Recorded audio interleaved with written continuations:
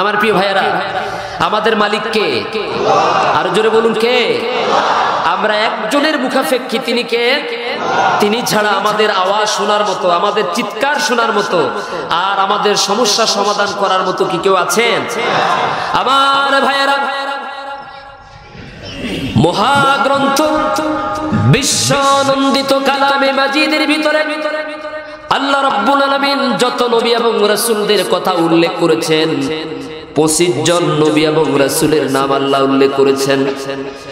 বিভিন্ন ঘটনার প্রয়োজনে, বিভিন্ন প্রেক্ষাপটের প্রয়োজনে আল্লাহ রাব্বুল আলামিন 25 জন নবী এবং রাসূলের কথা উল্লেখ করেছেন। তার মধ্যে একজন নবীর নাম হলো হযরতে আইয়ুব আলাইহিস সালাম। কি নাম? হযরতে আইয়ুব আলাইহিস সালাম আল্লাহর একজন পছন্দনীয় নবী ছিলেন। অঢেল ধনভাণ্ডারের মালিক ছিলেন, অনেক টাকা পয়সার মালিক ছিলেন। তার রাজ দরবারে শত শত মজুর প্রতিদিন কাজ করত, হাজার হাজার মানুষ প্রতিদিন তার দরবারে মেহমান হয়ে আপ্যায়িত হতো। এই হযরতে আইয়ুব আলাইহিস সালামকে আল্লাহ রাব্বুল আলামিন একটা কঠিন পরীক্ষা দিলেন। পরীক্ষাটা হলো, হযরতে আইয়ুব আলাইহিস সালাম 1 বছর নয়, 2 বছর নয়, টানা 18টি বছর পর্যন্ত একটি দুরারোগ্য ব্যাধিতে আক্রান্ত ছিলেন। আপনারাও জানেন, মাথা থেকে শুরু করে পা পর্যন্ত শরীরের এমন কোন 1 ইঞ্চি জায়গা বাকি ছিল না যেই জায়গাটার মধ্যে আইয়ুব আলাইহিস সালামের ক্ষত ছিল না, পছন্দ ধরে নাই। তাফসীরে কাশফের ভিতরে এসেছে, একদিন আইয়ুব আলাইহিস সালামের শরীর থেকে পোকাগুলো যখন খেয়ে খেয়ে পড়ে যাচ্ছে, হযরত আইয়ুব আলাইহিস সালাম আবার মাটি থেকে সেই পোকাগুলোকে হাত দিয়ে তুলে গায়ের মধ্যে বসায়া দিচ্ছেন। তার প্রিয়তমা স্ত্রী হযরতে রহিমা বললেন, প্রাণের স্বামী আমার, এই পোকা হলো আপনার জানের দুশমন। মাথা থেকে শুরু করে পা পর্যন্ত দীর্ঘ 18টা বছর পর্যন্ত আপনাকে খেয়ে খেয়ে কষ্ট দিচ্ছে, অথচ আপনার শরীর থেকে পোকাগুলো পড়ে যাওয়ার পর আবার সেই পোকাকে গায়ের মধ্যে তুলে দিচ্ছেন। বিষয়টা তো বুঝতে পারলাম না। আমার বন্ধুগণ, আইয়ুব আলাইহিস সালাম জবাব দিলেন, ও আমার প্রিয়তমা রে, এই পোকার যেই রিজিক আমার গায়ের মধ্যে, আমার শরীরের মধ্যে আল্লাহ রাব্বুল আলামিন এই পোকার রিজিক বরাদ্দ করে রেখে দিয়েছেন, আর এই পোকা আমাকে খেয়ে খেয়ে যখন মাটিতে পড়ে যাচ্ছে, আবার আমি তাকে তুলে দিচ্ছি এই জন্য, যেহেতু আল্লাহ আমার মধ্যে তার রিজিকের ব্যবস্থা রেখেছেন, কেনই বা আমি তার রিজিক নষ্ট করে দেব?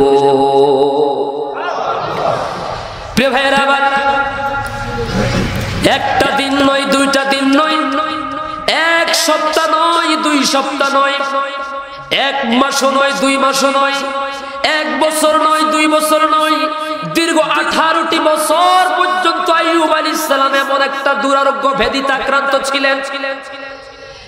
এমন একটা দুরারোগ্য আক্রান্ত ব্যাধিতে যখন তিনি আক্রান্ত ছিলেন, 18টা বছর পর্যন্ত যখন কষ্ট করেছেন, সর্বশেষ আল্লাহর কাছে একদিন বললেন, রব্বুল আলামিন, কোরআনুল কারীমের মধ্যে আল্লাহ রাব্বুল আলামিন সেই কথাটি কোন চমৎকার করে তুলে ধরছেন, রব্বি আন্নী মাসসানিয়াদ-দুররু ওয়া আনতা আরহামুর রাহিমিন। ও আল্লাহ, ও আমার প্রতিপালক, আমি তো অসুস্থতার মধ্যে ভুগতেছি, আমি তো মারাত্মক ব্যাধিতে আক্রান্ত হয়েছি, আর তুমি তো রহমান, তুমি তো রহিম। একটা বারের জন্য আইয়ুব আলাইহিস সালাম 18 বছরের জীবনে কোনোদিন আল্লাহর বিরুদ্ধে অভিযোগ করেন না, আল্লাহ আমি এত নামাজ কালাম করি, এত জিকির আজকার করি, আমি তোমার একজন প্রিয় বান্দা, আমি তোমার একজন নবী, এরপরে তুমি আমার মতো একজন পুত পবিত্র নবীকে কেন কষ্ট দিচ্ছ? 18টা বছরের মধ্যে জীবনে কোনোদিন আইয়ুব আলাইহিস সালাম একটা বারের জন্য আল্লাহর কাছে অভিযোগ করেন নাই। সুবহানাল্লাহ বলেন। আমার ভাইয়েরা, আর আমরা যখন একটু অসুস্থ হই, 2 দিন গায়ে জ্বর, মাথা ব্যথা হলে আল্লাহর কাছে অভিযোগ করি, আল্লাহ আমি এত তাহাজ্জুদ নামাজ পড়ি, এত রোজা রাখি, এত জিকির করি, এত ভালো ভালো কাজ করি, এরপরে তুমি বুঝি আমার ছাড়ার কাউরে দেখো না? কথা বলে বলি না? 18টা বছর পর্যন্ত আল্লাহর একজন নবী আল্লাহর একজন পছন্দের মানুষ। আমার ভাইরা, এই পৃথিবীতে আকাশের নিচে জমিনের উপরে নবী এবং রাসূলদের চাইতে আল্লাহর কাছে ভালোবাসার, আল্লাহর কাছে পছন্দের আর কেউ আছে নাকি? এত বড় নবী হওয়ার পরেও 18টা বছর পর্যন্ত আল্লাহ তাকে পরীক্ষায় রেখেছেন। 18 বছর পর্যন্ত কষ্ট করার পরেও আল্লাহকে বলেন না, আল্লাহ কেন তুমি আমাকে কষ্ট দিচ্ছ, কেন তুমি আমাকে রোগ দিয়েছ? আমার এই অসুস্থতার কারণে আমার শরীর থেকে যে দুর্গন্ধ ছড়াচ্ছে, আমার গায়ের মধ্যে যে পছন ধরেছে, ও আল্লাহ এর কারণে আমার এলাকার মানুষ যারা আমারে তাদের জীবনের চাইতে বেশি ভালোবাসতো, আমি ছিলাম যেই দেশের সবচাইতে সম্ভ্রান্ত পরিবারের মানুষ, আমি ছিলাম যেই দেশের সব মানুষের কাছে একেবারে প্রিয় মানুষ, যারা আমার ছাড়া কিছুই বুঝতো না, আমি ছিলাম দেশের মধ্যে সবচাইতে ধনাঢ্যবান মানুষ, আমার দেশের মানুষ আমার অসুস্থতার কারণে, দুর্গন্ধের কারণে তারা আমাকে দেশ থেকে নির্বাসনে পাঠিয়ে দিয়েছে। আল্লাহু আকবার বলেন। আমার স্ত্রীরা আমাকে ছেড়ে চলে গেছে, আমার ধন সম্পদ সবগুলো আমার থেকে চলে গেছে। একটা বারের জন্য আল্লাহর কাছে অভিযোগ করেন নাই, আল্লাহ আমার যত সন্তানগুলো ছিল ওরাও বিল্ডিং এর নিচে চাপা পড়ে মারা গেছে, কেন আপনি এই কাজটা করলেন? 18টা বছর পর্যন্ত সবর করার পরে যেই দিন আইয়ুব আলাইহিস সালামের জিহ্বার মধ্যে পোকা ধরেছে, আইয়ুব আলাইহিস সালাম আর চুপ থাকতে পারলেন না। হযরত আইয়ুব আলাইহিস সালাম আর চুপ থাকতে পারলেন না। আল্লাহর কাছে বললেন, রব্বুল আলামিন, মাথা থেকে পা পর্যন্ত দীর্ঘ 18টি বছর পর্যন্ত এই পোকা আমাকে খেয়েছে, তিলে তিলে আমাকে পছন্দ ধরিয়ে দিয়েছে, কোনদিন তোমার কাছে আমি কোনো অভিযোগ করি নাই। এবার ঠিক আছে, এবার ঠিক আছে, আওয়াজ ঠিক আছে এবার। আমার ভাইয়েরা, আইয়ুব আলাইহিস সালাম আল্লাহকে বললেন, আল্লাহ এই 18টা বছর পর্যন্ত কোনো অভিযোগ করি নাই, কিন্তু আজকে তোমার কাছে আমি আর চুপ থাকতে পারলাম না। ও আল্লাহ, 18টা বছর পর্যন্ত পুরা শরীরের মধ্যে পছন ধরার পরেও আমি তোমার কাছে কোনো অভিযোগ করি নাই, নালিশ করি নাই, কিন্তু আজকে আমার ওই জিহ্বার মধ্যে পোকা ধরেছে, যে জিহ্বা দিয়ে আমি অন্তত 18টা বছর পর্যন্ত আপনার জিকির করেছি। সুবহানাল্লাহ। মাথা থেকে পা পর্যন্ত পোকা খেয়ে খেয়ে আমাকে পছন্দ ধরিয়ে দিয়েছে, এরপরে কোনোদিন তোমাকে আমি অভিযোগ করি নাই, কিন্তু আজকে জিহ্বার মধ্যে যেহেতু পোকা ধরেছে আমি আর চুপ থাকতে পারলাম না। ও আল্লাহ, জিহ্বাটা যদি পোকা ধরে, জিহ্বার মধ্যে যদি পছন্দ ধরে, তাহলে আমি তোমার নামের জিকির করব কেমন করে? রব্বি আন্নী মাসসানিয়াদ দুররু ওয়া আনতা আরহামুর রাহিমিন। ও রব্বি আন্নী মাসসানিয়াদ দুররু, ও আল্লাহ, ও আমার প্রতিপালক, ও আমার মালিক, আমি তো একেবারে দুরারোগ্য ব্যাধিতে আক্রান্ত হয়েছি। কত বছর পরে বলেছেন? সবাই বলেন কত বছর? 18 বছর পরে। তাও আবার জিহ্বার মধ্যে পোকা ধরেছে, মাথা থেকে শুরু করে পা পর্যন্ত পুরো দেহটা ক্ষত বিক্ষত, পচে পচে গোস্তের টুকরাগুলো পড়ে যায়, এমন অবস্থা। দুর্গন্ধে কোনো মানুষ তার কাছেও আসতে পারেন না। আল্লাহু আকবার। জিহ্বার মধ্যে পোকা ধরার পরে, পছন্দ ধরার পরে বললেন, রব্বি আন্নী মাসসানিয়াদ দুররু ওয়া আনতা আরহামুর রাহিমিন। আল্লাহ, আমি তো দুরারোগ্য ব্যাধিতে আক্রান্ত হয়েছি, আমি তো অসুস্থ হয়ে পড়েছি। আল্লাহ, তুমি তো রহমান, তুমি তো রহিম। তার মানে আইয়ুব আলাইহিস সালাম আমাদেরকে শিক্ষা দিয়েছেন, আল্লাহর কাছে যখন কোনো কিছু চাইবো, চাওয়ার নিয়মটা অত্যন্ত বিনয়ের সাথে হওয়া লাগবে। নিজে বিপদে পড়েছেন, তাড়াহুড়া করা যাবে না। বিকালে দোয়া করলাম, রাত্রে এখনো সেই বিপদ থেকে উদ্ধার হতে পারি নাই, তাড়াহুড়া করেন আর মনে মনে বলে, মনে হয় যেন আল্লাহ আমার কথা শুনেন নাই। কথা বল। আবার মাঝে মাঝে যখন হুজুরদেরকে দিয়ে, আলেমদেরকে দিয়ে দোয়া করাই, তখন দোয়াটা যদি একটু যদি ফলাফল পেতে দেরি হয়, তখন বলে যে এখনকার হুজুরদের দোয়া কবুল হয় না। ঠিক কিনা? ঠিক কিনা? আপনি ভুল বলেন কেন? এই মজলিসের মধ্যে যদি কোনো ব্যক্তি আত্মীয়তার সম্পর্ক ছিন্নকারী থাকে, ভালো করে বুঝেন, এই মজলিসের মধ্যে যদি কোনো সুদখোর থাকে, এই মজলিসের মধ্যে যদি কোনো পরের সম্পদ নষ্টকারী কোনো জালেম থেকে থাকে, আর যত বড় আল্লাহর ওলি দিয়ে আপনি দোয়া করেন, দোয়া কবুল হবে না। কথা বুঝতেছেন না কেন? জুমার নামাজে হুজুর চোখের পানি ফেলে দোয়া করেন জুমার দিন, এত কান্নাকাটি করি, এরপরে আল্লাহ আমাদের ডাক শোনেন না নাকি? শুনেন, ডাক শুনেন, কিন্তু কবুল করেন না। কেন করেন না? তার কারণ হলো মসজিদের প্রথম কাতারের মধ্যে যারা বসে আছেন, পরের কাতার বাদে দিলাম, প্রথম কাতারে যেগুলা বসা এর মধ্যে অধিকাংশ হলো পরের সম্পদ লুণ্ঠনকারী। প্রথম কাতারে যারা বসে থাকে এরা হলো অধিকাংশ জালেম। জাল দলিল, নকল দলিল, ভুয়া দলিল সব তার কাছে। সুদখোর গুলো সামনে সামনে বসে, জালিম গুলো বাছাই বাছাই করা, জালিম গুলো সামনের কাতারে বসে। দোয়া কবুল হবে কেমনে? আরো জোরে বলে। আল্লাহ আপনার আওয়াজ শোনার জন্য, আপনার আহ্বানকে কবুল করার জন্য যে মাধ্যম, আপনি তো সেই দরজাটা বন্ধ করে রেখেছেন। কথা কন না কেন?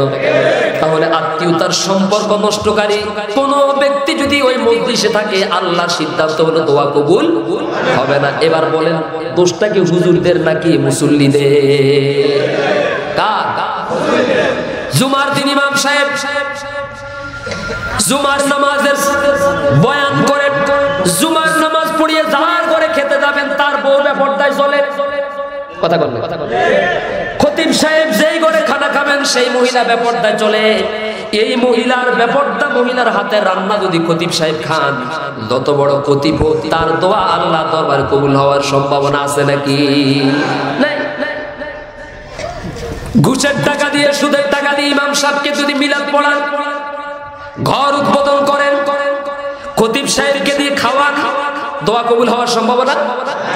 তার মানে আল্লাহ আমাদের আওয়াজ, আল্লাহ আমাদের দোয়া শুনেন, কিন্তু কবুল।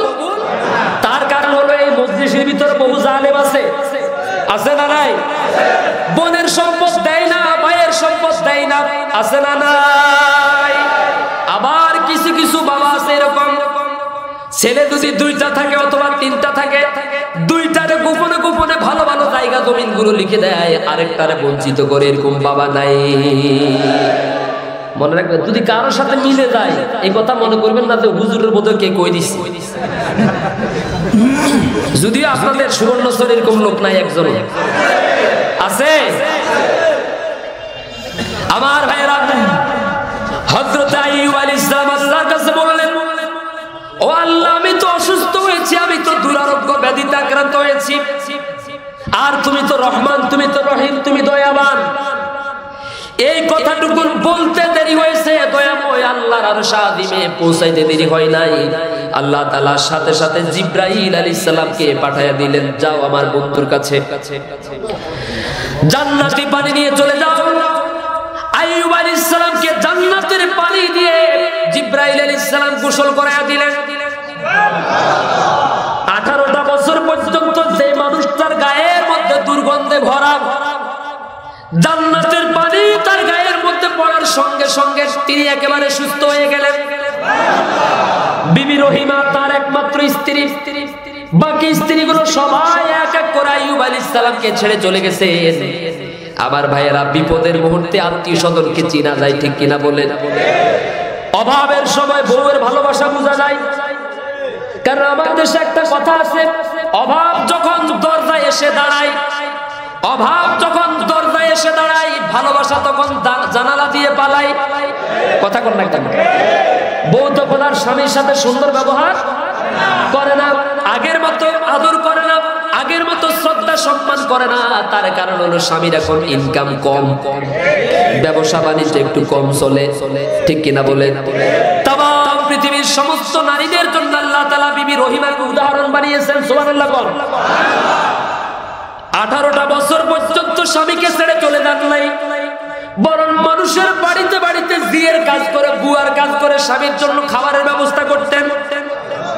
এমনকি তাফসীরের ভিতরে এসেছে, বিবি রহিমা তার যেই সুদর্শনীয় যে চুল ছিল, অনেক লম্বা চুল ছিল, মানুষের বাড়িতে যখন কাজ করতে যেতেন, একদিন এক মহিলা বিবি রহিমাকে বলল, ও রহিমা, তোমার মাথার মধ্যে যে চুল আছে, এই চুল থেকে আমার এক গোছা চুল দাও, আমার এক গোছা চুল দাও, তাহলে আজকে কোনো কাজ করা লাগবে না, বদলা দেওয়া লাগবে না, কাজ করা লাগবে না, বিনা পরিশ্রমে শুধু চুলের বিনিময়ে আমি তোমাকে খাবার দিয়ে দেব।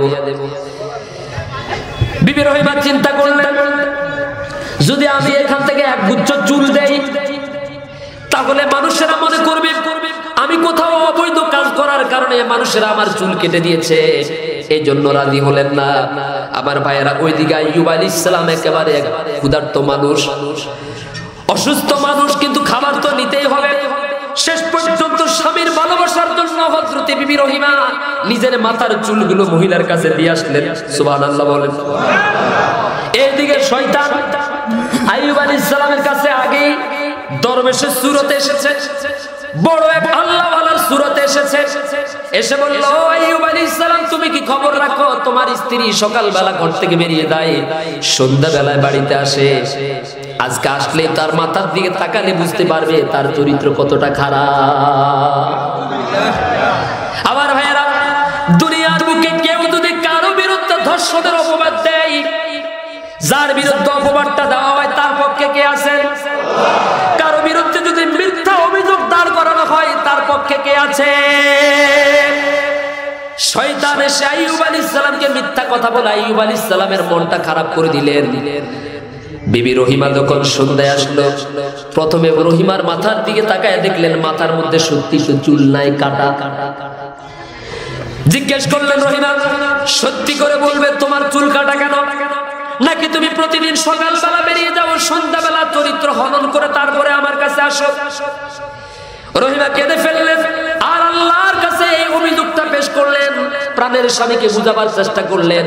হযরত জিবরাইল আলাইহিস সালামকে আল্লাহ তাআলা পাঠিয়ে দিয়ে বললেন, ও আইয়ুব, তোমার স্ত্রী নিজের সতীত্বকে নষ্ট করে নাই, বরং তোমার খাবারের ব্যবস্থা করতে গিয়ে, তোমার স্ত্রী তোমার ভালোবাসার প্রমাণ করতে গিয়ে নিজের মাথার চুলটুকুন পর্যন্ত বিক্রি করে দিয়েছে।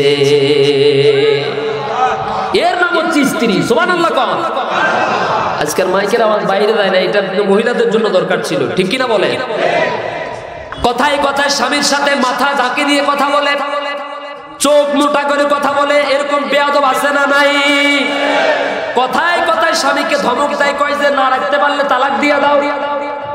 সুবর্ণচর এরকম নাই? একটু থেকে একটু যদি ব্যবধান হয়, নুন থেকে চুন খসে পড়লে বলে আমার তালাক দিয়ে দাও, আমি আমার বাপের বাড়িতে চলে যাই। অথচ বিবি রহিমা তার স্বামীর ভালোবাসা প্রমাণ করতে গিয়ে মাথার চুল পর্যন্ত বিক্রি করে দিয়েছেন। সুবহানাল্লাহ বলেন। আমার ভাইয়েরা, হযরত জিবরাইল আলাইহিস সালাম হযরত আইয়ুব আলাইহিস সালামকে গোসল করায় দিলেন। বিবি রহিমা সন্ধ্যাবেলায় আসলেন স্বামীর কাছে। যেই জায়গায় আইয়ুব আলাইহিস সালামকে অসুস্থ অবস্থায় রেখে গিয়েছিলেন, রহিমা সন্ধ্যাবেলায় এসে দেখেন আইয়ুব আলাইহিস সালাম সেখানে নাই। এখানে এমন একজন সুন্দর সুদর্শন যুবক জান্নাতি কাপড় পরিধান করে এখানে বসে আছেন। চেহারাটা দেখা যায় না? আইয়ুব আলাইহিস সালাম একটু চমক দেখালেন। জিবরাইল আলাইহিস সালাম বললেন, আপনার প্রিয়তমা স্ত্রীর জন্য আল্লাহর পক্ষ থেকে আজকে একটা পুরস্কার। সুবহানাল্লাহ। আপনি তাকে সরাসরি চেহারা দেখাবেন না, একটু পরীক্ষা করবেন আপনার স্ত্রী আপনাকে কত ভালোবাসে, কত মহব্বত করে। আইয়ুব আলাইহিস সালাম উল্টা দিকে ওই জায়গার মধ্যে বসে আরেক দিকে তাকায়া রইলেন। রহিমা আসলেন, এসে দেখলেন যেই জায়গায় তিনি তার স্বামীকে বসায় রেখে গেছেন ওই জায়গায় অন্য একজন মানুষ বসে আছে। জান্নাতি সুঘ্রাণ তার গায়ের থেকে ছড়াচ্ছে, গায়ের মধ্যে জান্নাতের পোশাক।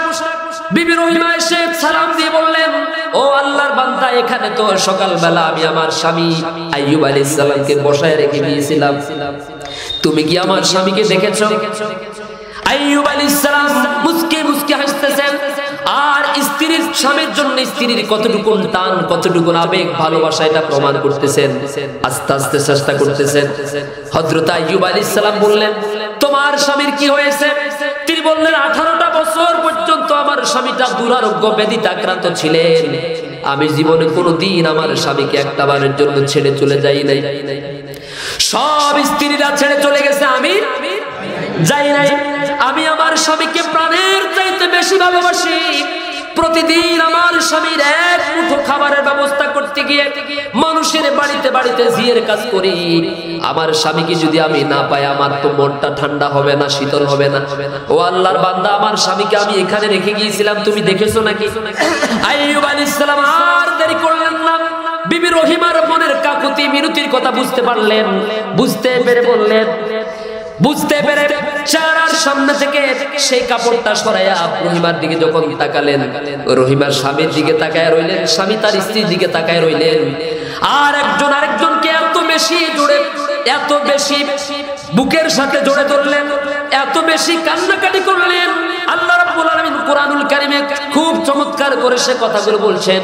আইয়ুব আলাইহিস সালাম আমাকে ডাকার কারণে, সবর করার কারণে, এর বিনিময়ে আমি আল্লাহ তাআলা আইয়ুব আলাইহিস সালামের যত সম্পদ হারিয়ে গেছে, স্ত্রী হারিয়ে গেছে, ছেলে মেয়েগুলো হারিয়ে গেছে, মরে গেছে, আমি আইয়ুবকে তার চাইতে দ্বিগুণ পরিমাণ দান করে দিয়েছি। আমার ভাইয়েরা, যদি আমরা আল্লাহর কাছে চাইতে পারি, আল্লাহ আমাদেরকে দেওয়ার জন্য প্রস্তুত। তবে কথা হচ্ছে আমরা আল্লাহর কাছে চাই, যেই মজলিসে চাই সেখানে হয়তো অনেক জালেম আছে না নাই, যার কারণে আমাদের দোয়াগুলো কবুল হয় না, অথবা আমরা যে খাবারগুলো খাই ওই রিজিক আমাদের বৈধ না, হালাল না, ঠিক কিনা বলেন? অথবা আমরা যেই জায়গাতে সেজদা দিই ওই জায়গাটা বৈধ নয়। বলবেন হুজুর এটা আবার কেমন কথা? আপনি বিল্ডিং উঠাইছেন, বিল্ডিং উঠাইতে গিয়ে বাড়ি যে পুকুর থেকে বালু উঠাইছেন, এই পুকুরটা কিন্তু পুরা বাড়ির সবার সমান ভাগ আছে না নাই? আপনি চিন্তা করলেন আমি এখন আমার দল ক্ষমতায়, আমি শক্তিশালী, আমার দল বলাচ্ছে, আমার অনেক কর্মী আছে, কাউকে তোয়াক্কা করার দরকার নাই, কাউকে জিজ্ঞাসা করার দরকার নাই, মেশিন বসাই দিয়ে আপনি বালু তোলা শুরু করে দিয়েছেন। এরকম হয় না? সেখানে আপনি বিল্ডিং বানাইছেন, একেবারে মডেল মসজিদের খতিব সাহেবকে দিয়ে দোয়ার আয়োজন করেছেন, 5,000 টাকা হাদিয়া দিয়েছেন।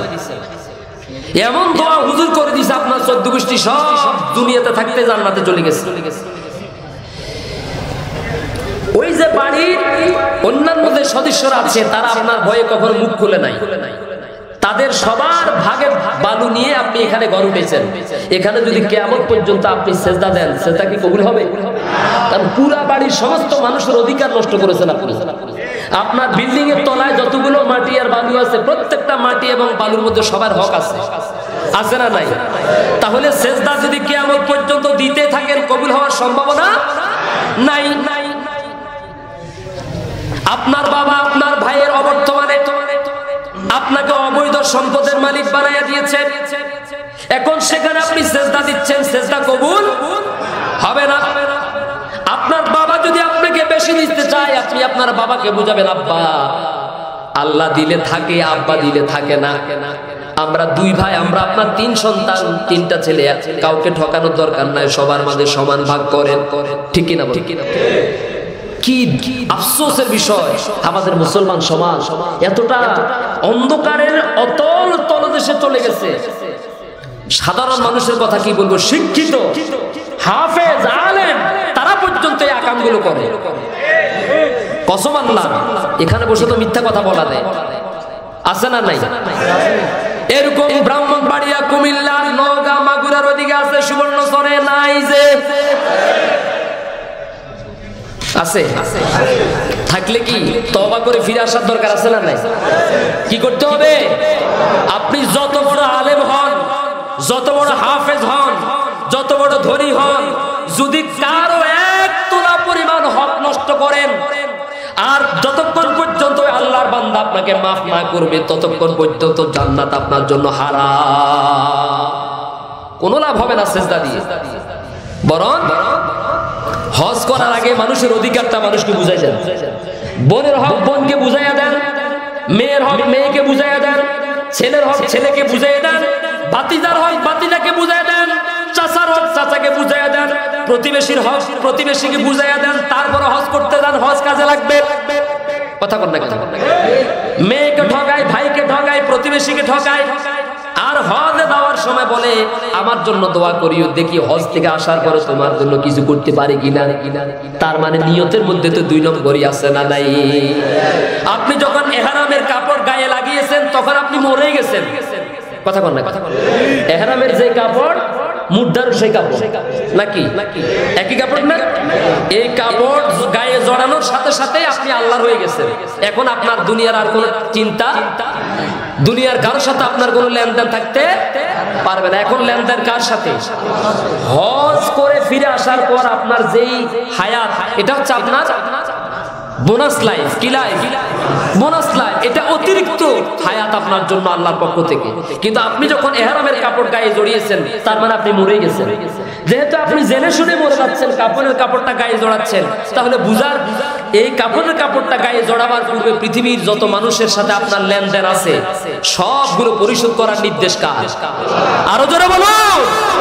কিন্তু আমার দেশে বহু হাতি আছে, বহু নামাজি আছে, নামাজের 1 নাম্বার কাতারেও তাদেরকে পাওয়া যায়, হজের কাতারেও তাদেরকে পাওয়া যায়, আবার 14 নম্বর যত কাজ আছে সব কাতারেও পাওয়া যায়। আছে না নাই? তাহলে এই সকল কাজ থেকে আমাদেরকে তাওবা করে ফিরে আসতে হবে কার কাছে? তাওবা মানে হচ্ছে ফিরে আসা। তাওবা ইয়াতুবু, তাওবা মানে ফিরে আসা, অর্থাৎ অতীতের যত 14 নম্বর যত কাজ করছি আর করব না, এই মর্মে চূড়ান্ত সিদ্ধান্ত নিয়ে আল্লাহর দিকে ফিরে আসা। সুবহানাল্লাহ বলেন। আমরা কি সবাই রাজি আছি? আমার ভাইয়েরা, ইচ্ছে করলে এই মানুষরা এই ড্রাইভার সংগঠন তাফসীরুল কোরআন মাহফিলের আয়োজন করবে, এটা তো কখনো কল্পনাই করা যায় না। কথা বলেন। এখানে যদি আজকে ওনারা গানের আয়োজন করতো তাহলে কিন্তু মাইকিং করা লাগতো। কথা কেন? জায়গা দেওয়া যেত, জায়গা দেওয়া যেত। আপনারা প্রাণ খুলে দোয়া করবেন আল্লাহ যেন তাদের হায়াতের মধ্যে, রিজিকের মধ্যে বরকত দান করেন। আসমান জমিনের যাবতীয়, যেহেতু তারা রাস্তায় চলাচল করেন, গাড়ি চালান, আল্লাহ যেন তাদের সবাইকে সকল প্রকার অ্যাক্সিডেন্ট থেকে হেফাজত রাখেন। কোরআনের যতগুলো কথা হয়েছে, যত তেলাওয়াত হয়েছে, যত আলোচনা সামনে হবে, সব হবে নাকি গুনাহ হবে? একা একা শুধু ওনারা পাবে নাকি আমরা সবাই পাবো? প্রত্যেক বছর আমার এই কলিজার টুকরা ভাইদের আয়োজনে এই গলি এখন মোরগের গলি না, এটা হলো এখন আল্লাহর কোরআনের গলি। কি বলেন আপনারা? এই জায়গাটা দুপুর পর্যন্ত ছিল মোরঘাটা। কি হাটা? মোরঘাটা।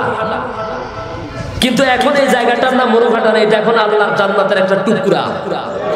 জোরে কর না সুবহানাল্লাহ। আরো জোরে কর সুবহানাল্লাহ। প্রত্যেক বছর আরো বড় আলোচক দিয়ে, আরো বড় পরিসরে এখানে তাফসীরুল কোরআন মাহফিল হোক, এটা আমরা সবাই চাই কিনা বলেন? যদিও আমি হয়তো, যেহেতু আপনাদের সামনে সব সময় থাকি, তো এই জন্য ভাইয়েরা যে বিশাল আয়োজন করেছেন, বাইরের থেকে দাওয়াত করলে হয়তো আরো 200 মানুষ বেশি আসতো আর কি। তা আমি সব সময় আপনাদের কাছে থাকি, আপনাদের আদর স্নেহে আছি।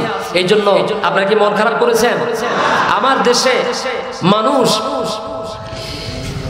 70,000 টাকা দিয়ে, 80,000 টাকা দিয়ে কন্ট্রাক্টদারি বক্তাদেরকে দাওয়াত করে কিনা বলে? এখানেও যদি আজকে 70,000 টাকা দিয়ে বক্তা আনতো, হয়তো উপস্থিতি আরো 200 বেশি হতো। কত? 200 বেশি হতো। একটা বিষয় লক্ষ্য করেন, 70,000 টাকা প্রধান মেহমান 70,000, আর দ্বিতীয় মেহমান 7,000 টাকা। আপনারা বলেন, যিনি ওয়াজ করেছেন, যারা ওয়াজের আয়োজন করেছেন, তারা কি এই ওয়াইজিনের উপরে ইনসাফ করেছে নাকি বেইনসাফি করেছে? একজনকে কত? 70,000। ওয়াজ করবে 1.5 ঘন্টা, তার মধ্যে কোনো বিষয়বস্তু নাই, কোনো আপনার আলোচ্য বিষয় নাই, আন্দাজে চলছে। 1.5 ঘন্টা স্টেজে থাকবে, 70,000 টাকা, 60,000 টাকা। তাও টাকা স্টেজে আসার আগের দিন পেমেন্ট করতে হয় কিনা বলে? এই বক্তা দিয়ে, এই মানের বক্তা দিয়ে যদি কিয়ামত পর্যন্ত ওয়াজ করায়, সমাজের কোনো পরিবর্তনের সম্ভাবনা আছে? বলেন আছে? ও নিজে তো ওয়াজ বুঝে না। কিন্তু আমাদের মাগরিবের পরে আবু তাহের সাহেব যে চমৎকার আলোচনা করেছেন, আমাদের পশ্চিম মসজিদে মাওলানা রেদওয়ানুল বারী সাহেব হুজুর, আল্লাহ তার হায়াতের মধ্যে বরকত দান করুন। আরো জোরে বলেন আমিন। যে আলোচনা করেন, এই আলোচনাগুলো যদি আপনি ওদেরকে যদি 70,000 টাকা দিয়ে আনতে, হুজুরকে প্রত্যেক জুমায় কত দেওয়া দরকার? তাহলে একজন বিশেষ মেহমান, সেকেন্ড মেহমান, দ্বিতীয় মেহমান 2 ঘন্টা ওয়াজও করে, আবার তার হাতে কালেকশনও করায়, টাকা দেয় 7,000। আরেকজনে কালেকশনও করে না, কিচ্ছু করে না, শেষে 1 থেকে 1.5 ঘন্টা ওয়াজ করে 70,000 টাকা নিয়ে চলে গেছে। এটা কি বক্তা নাকি ডাকাত? আরো জোরে বলেন। আমার বেশি দরকার নেই, আপনারা যারা এসেছেন আলহামদুলিল্লাহ। আমরা যারা আছি, আমরা এলাকার মানুষ, ঠিক কিনা বলি? আপনারাও আমার, আমিও আপনাদের। আল্লাহ যেন আমাকে সহ আপনাদেরকে নিয়ে একটা সুন্দর একটা সমাজ যেন আমরা এই কোরআনের মাধ্যমে যেন পরিচালনা করতে পারি। যেরকম আমিন। রাসূলুল্লাহর আদর্শ দিয়ে আমরা যেন আমাদের জীবনটাকে সাজাতে পারি। সকলে বলি আমিন। এই বাজারটাকে দেখেন, পশ্চিম মসজিদে 20 দিন মাহফিল, বাইতুল শরফে 10 দিন, এখানে 10 দিন, আবার এখানে হচ্ছে, কলেজ মাঠে হচ্ছে। আলহামদুলিল্লাহ বলেন। হয়তোবা এই কারণে আল্লাহ তাআলা সকল প্রকার বিপদ মুসিবত থেকে এই অঞ্চলটাকে হেফাজতে রাখতেছেন। আলহামদুলিল্লাহ। আমরা যতক্ষণ মাহফিলে আছি ততক্ষণ পর্যন্ত কোরআন এবং সুন্নাহর সাথে আছি। মাহফিল থেকে চলে গেলে আর থাকা দরকার নেই, নাকি 24 ঘন্টা থাকবো ইনশাআল্লাহ? আল্লাহ আমাদেরকে কবুল করুন। জবান খুলে মহব্বতের আবেগ মিশিয়ে আমার সাথে পড়ুন, আউযু বিল্লাহি মিনাশ শাইতানির রাজীম, বিসমিল্লাহির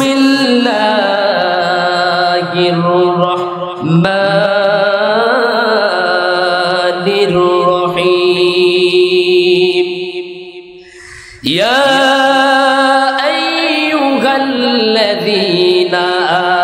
আমানু তুবু ইলাল্লাহি তাওবাতান নাসুহা, আসা রাব্বুকুম আন ইউকাফিরা আনকুম সাইয়্যাতিকুম ওয়া ইউদখিলাকুম জান্নাতিন তাজরি মিন তাহতিহাল আনহার, ইয়াওমা লা ইউখজিল্লাহুন নাবিয়্যা ওয়াল্লাযীনা আমানু মা'আহু নূরুহুম ইয়াসআ বাইনা আইদিহিম ওয়া বিআইমানিহিম ওয়া ইয়াকুলুনা রাব্বানা আতমিম লানা নূরানা ওয়াগফির লানা ইন্নাকা আলা কুল্লি শাইইন কাদির। জোরে বলি আল্লাহু আকবার।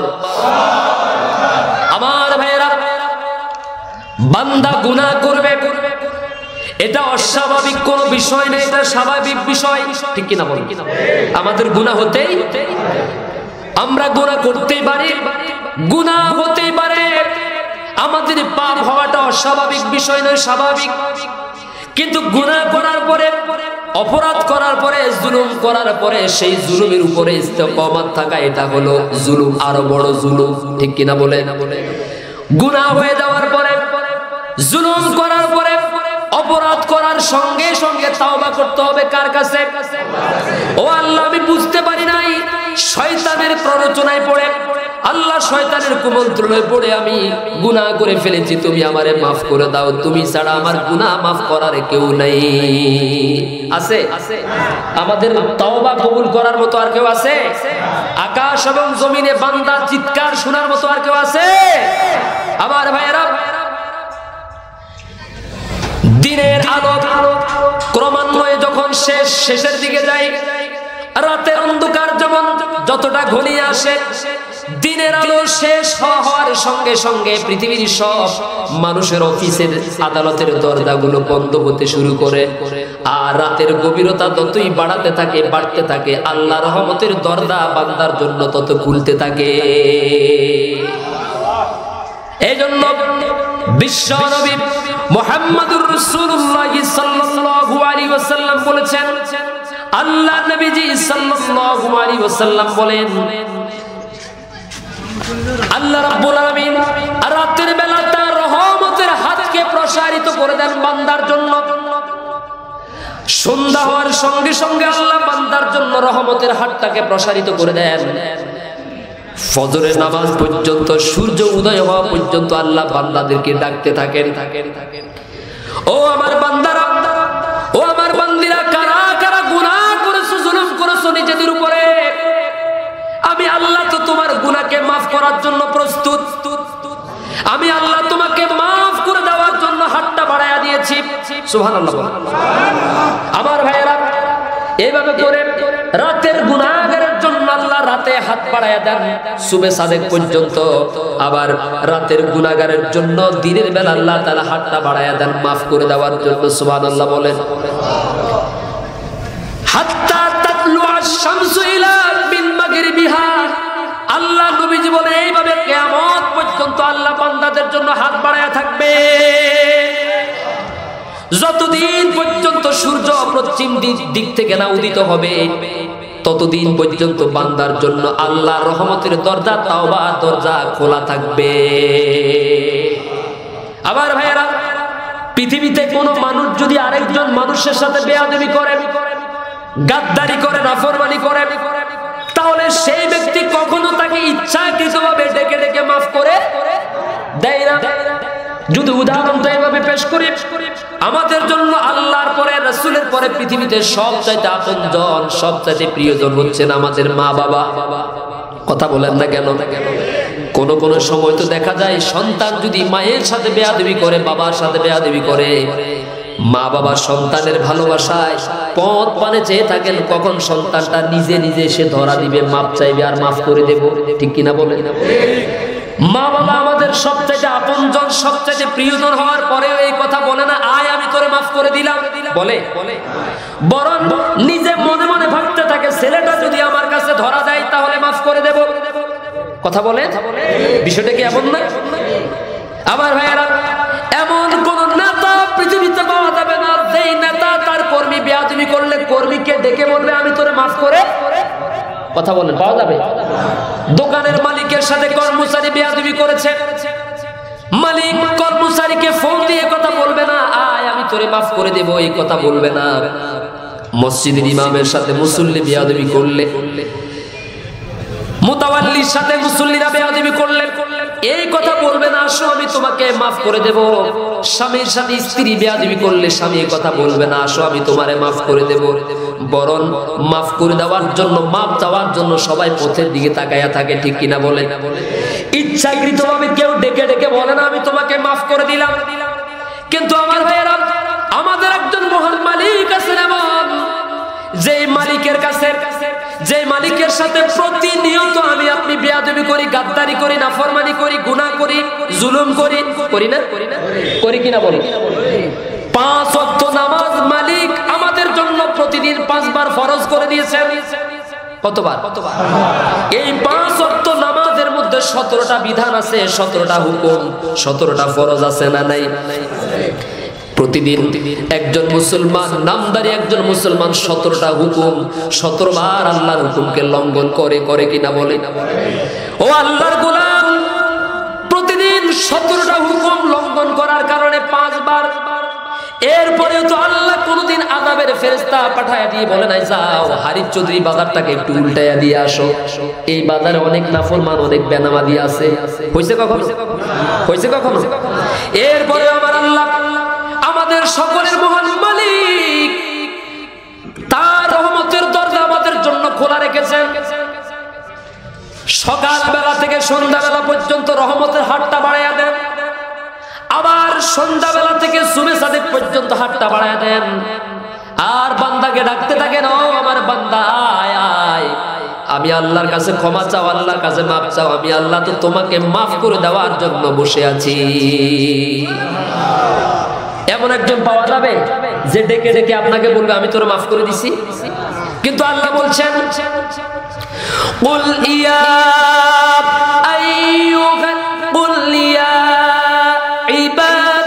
ইবাদিয়াল্লাযীনা আসরাফু আলা আনফুসিহিম লা তাকনাতু মির রাহমাতিল্লাহ ইন্নাল্লাহা الذنوب جميعا إنه هو الغفور الرحيم জোরে বলুন আল্লাহু আকবার। আমার কথা নাকি আল্লাহর কথা? যদি আল্লাহর কথা হয় বিশ্বাস করা নফল নাকি ফরজ? আমার ভাইয়ের আল্লাহ বলছেন, হে নবী, হে আমার হাবিব, আপনি আপনার উম্মতদেরকে বলেন, আমার বান্দাদেরকে বলেন। দেখেন, এত গুনাহ করার পরে এই কথা বলেন নাই যে আপনি জালিমদেরকে বলেন, আপনি গুনাহগারদেরকে বলেন, আপনি অপরাধীদেরকে বলেন, এই কথা আল্লাহ। এত গুনাহ করার পরে আল্লাহ বলছেন, হে রাসূল, আপনি আমার বান্দাদেরকে বলেন, ইয়া ইবাদিয়া, হে আমার বান্দা। সুবহানাল্লাহ। আমরা কার বান্দা? এত গুনাহ করার পরে আল্লাহ বলছেন আমার বান্দা। আল্লাহু আকবার। আপনি যদি আপনার দলের সাথে বেঈমানি করেন, দল আপনাকে রাখবে নাকি ছেড়ে দিবে? আরো জোরে বলেন। আপনাকে পরিচয় দেবে না, আপনাকে পরিচয় দেবে না। কিন্তু আপনি যে প্রতিদিন 5 বার আল্লাহর সাথে নাফরমানি করতেছেন, এরপর আল্লাহ তো এই কথা বলেন নাই যে আমার বান্দা না অন্য কারো বান্দা। এত গুনাহ করার পরেও আল্লাহ বলছেন ইয়া ইবাদিয়া, হে আমার বান্দা, ইয়া ইবাদিয়াল্লাযীনা আসরাফু আলা আনফুসিহিম, যারা নিজেদের উপরে গুনাহ করতে করতে, অপরাধ করতে করতে, পাপ করতে করতে জুলুম করে ফেলেছো, এখন হতাশ হয়ে গেছো, মনে করেছো আল্লাহ তোমারে মাফ করবেন না, আল্লাহ তোমারে ক্ষমা করবেন না। ও আমার বান্দা, লা তাকুনাতু মির রাহমাতিল্লাহ, লা তাকুনাতু মির রাহমাতিল্লাহ, ইন্নাল্লাহা ইয়াগফিরুয যুনুবা জামিআ, ইন্নাহু হুয়াল গফুরুর রহিম। আল্লাহ বলছেন, যারা নিজেদের উপরে এত বেশি জুলুম করেছো, এত বেশি খুন খারাপি করেছো, ওজনে কম দিয়েছো, খাদ্যে ভেজাল দিয়েছো, প্রতিবেশীকে কষ্ট দিয়েছো, মা বাবার সাথে বেয়াদবি করেছো, স্ত্রীর হক নষ্ট করেছো, স্বামীর হক নষ্ট করেছো, মানুষের উপরে মিথ্যা মামলা দিয়ে মানুষকে ঘর ছাড়া করেছো, বাড়ি ছাড়া করেছো, এরকম আছে না নাই? গত পরশুদিন জুমার নামাজ পড়াতে গিয়েছিলাম আমার এলাকায়। একজন মসজিদের মুতাওয়াল্লি, মাদ্রাসার সভাপতি বলছেন, হুজুর আজকে কয়েকদিন পর্যন্ত বাড়িতে ঘুমাতে পারি না, আজ কয়েকদিন পর্যন্ত বাড়িতে ঘুমাতে পারি না। কেন? ইসরায়েলের ইহুদিদের ভয়ে, ইহুদিদের ভয়ে। আজ কয়েকদিন পর্যন্ত বাড়িতে ঘুমাতে পারি না, ঘরে থাকতে পারি না, বাগানে বাগানে রাত কাটাতে হয়, মশার কামড়ে কামড়ে শেষ হয়ে যাচ্ছে। হুজুর একটু আমাদের জন্য দোয়া করবেন। যাদের ভয়ে বাগানে রাত কাটায় তারাও মুসলমান, আর যারা ওই জালিমদের ভয়ে বাগানে রাত কাটায়, ধান খেতে রাত কাটায়, তারাও মুসলমান। ঠিক কিনা বলে? অথচ আল্লাহ নবীজি বলেছেন, আল মুসলিমু মান সালিমাল মুসলিমুনা মিন লিসানিহি ওয়া ইয়াদিহি। ও আমার ভাইয়েরা, কান খাড়া করে শুনুন, যারা অন্যায়ভাবে আল্লাহর বান্দাদেরকে ঘর ছাড়া করেন, বাড়ি ছাড়া রাখেন, মায়ের কলিজার টুকরা সন্তানকে তার কাছে যেতে দেন না, কলিজার টুকরা ছোট্ট ছোট্ট বাচ্চাদেরকে তাদের বাবার কোলে ঘুমাতে দেন না, দোকানে আসতে পারে না আপনাদের ভয়ে, শুধু তালিকা করেন। একটু ভালো করে কান খাড়া করে শুনুন, এই দুনিয়ার জীবন শেষে একদিন আপনাকে কবরে যাওয়া লাগবে, যারে আপনি ঘর ছাড়া করতেছেন তারও যাওয়া লাগবে। লাগবে কিনা বলেন? দুইজনই আল্লাহর আদালতে দাঁড়াতে হবে, একজন বাদী আর একজন বিবাদী। অতএব আল্লাহ নবীজি বলেছেন, মুসলমান তো ওই লোক, আপনি ভাবতেছেন আপনার খাতার মধ্যে আব্দুল মান্নান লেখা আছে, যত জুলুম করবেন নামের উসিলায় পার পেয়ে যাবেন, এত সোজা না। জান্নাত মামুর বাড়ির আবদার না। যদিও আমার দেশের কিছু তথাকথিত মৌলবী জান্নাতের এখন সার্টিফিকেট দেয়, জান্নাত কার হাতে? জান্নাতের সার্টিফিকেট দেয়। আমার ভাইয়েরা, আমি যদি ওয়াজ করার কারণে, মসজিদ বানাবার কারণে যদি আমি জান্নাতের সার্টিফিকেট পেতে পারি, তাহলে আমি যে শত শত আলেমদেরকে ভিতরে ঢুকাই রাখছি, মসজিদ বানালে যদি জান্নাতের মালিক হতে পারি, মানুষকে মিথ্যা মামলা দিয়ে ভিতরে যদি ঢুকাই রাখি, এটার কারণে তো আমার জাহান্নামে যাওয়া উচিত। আল মুসলিমু মান সালিমাল মুসলিমুনা মিন লিসানিহি ওয়া ইয়াদিহি। মুসলমান তো ওই ব্যক্তি, মুসলমান তো ওই লোক যার হাতের অনিষ্টতা থেকে, যার হাতের ক্ষতি থেকে, যার মুখের অনিষ্টতা থেকে, যার কথার অনিষ্টতা থেকে আরেকজন মুসলমান নিরাপদে থাকে, ওইটাই মুসলমান। তাহলে তুমি যে আল্লাহর বান্দাদের নামে তালিকা দিতেছো, আল্লাহর বান্দাদেরকে মিথ্যা মামলা দিতেছো, আল্লাহর বান্দাদেরকে ঘর ছাড়া বাড়ি ছাড়া করতেছো, আল্লাহর বান্দাদেরকে মারার কাজে সহযোগিতা করতেছো, তুমি বলো আল্লাহর নবীজির খাতায় তুমি মুসলমান আছো নাকি? আজকের বিশাল মাহফিল থেকে আমাদেরকে ওয়াদা করতে হবে, এই হাত দিয়ে কখনো কাউকে কষ্ট কি? সবাই কি মুসলমান হতে চান? সবাই কি মুসলমান হতে চান? শুধু কি চেয়ারম্যান সাহেবের সার্টিফিকেটের মধ্যে নাকি আল্লাহর খাতার মধ্যে? কারা কারা একটু হাত তুলে আল্লাহর দেখান। নারায়ে তাকবীর, নারায়ে তাকবীর। কোরআন সুন্নাহর আলো সবখানে জালো, দিন ইসলাম, দিন ইসলাম জিন্দাবাদ, জিন্দাবাদ। আল্লাহ তুমি আমাদেরকে কবুল করো। তাহলে আল্লাহ নবীজি বলেছেন আল মুসলিমু, মুসলমান তো সেই ব্যক্তি মান সালিমাল মুসলিমুনা মিন লিসানিহি। লিসান মানে হলো জবান। লিসান মানে কি? সবাই বলেন। লিসান মানে হলো জবান, ইয়াদুন মানে হলো হাত। নবীজি বলেছেন যার মুখের অনিষ্টতা থেকে, অর্থাৎ এই জবান দিয়ে আপনি কাউকে গালি দিতে পারবেন না, আপনার মুখের বক্তব্য দিয়ে আপনি কারো মনে আঘাত করতে পারবেন না, আপনার পরামর্শ দিয়ে আপনি কাউকে আটকাবার ব্যবস্থা করতে পারবেন না, আপনার হাত দিয়ে কাউকে লাঠিচার্জ করতে পারবেন না, আপনার হাত দিয়ে কাউকে মারতে পারবেন না। এই হাত কিয়ামতের দিন আল্লাহর আদালতে সাক্ষ্য দিবে, এই জবান কিয়ামতের দিন আল্লাহর আদালতে। মোল্লার কথা না আল্লাহর কথা? আল ইয়াউমা নাখতিমু আলা আফওয়াহিহিম ওয়া তুকাল্লিমুনা আইদিহিম ওয়া তাশহাদু আরজুলুহুম বিমা কানু ইয়াকসিবুন। সূরার নাম হচ্ছে সূরা ইয়াসিন, 23 নম্বর পারা, প্রথম পৃষ্ঠা। আল্লাহ রাব্বুল আলামিন বলছেন কিয়ামতের দিন, অর্থাৎ আজ আমি তাদের মুখের মধ্যে মোহর মেরে দেব, তাদের জবান বন্ধ করে দেব। এই ক্ষমতা আল্লাহর আছে না নাই? ইন্নাকা আলা কুল্লি শাইইন, ইন্নাকা আলা কুল্লি শাইইন কদির। তিনি সকল বিষয়ের উপরে ক্ষমতাবান, সর্বশক্তিমান। ওই আল্লাহ তাআলা বলছেন তিনি তো দুনিয়াতেও মানুষের জবান বন্ধ করে দিতে পারেন। কথা বল না কেন? বহু মানুষের জবান আছে কিন্তু কথা বলতে পারে না। হাত আছে লড়াইতে, পা আছে লড়াইতে, এটাকে বলা হয় কি? কি রোগ বলা হয়? প্যারালাইজড।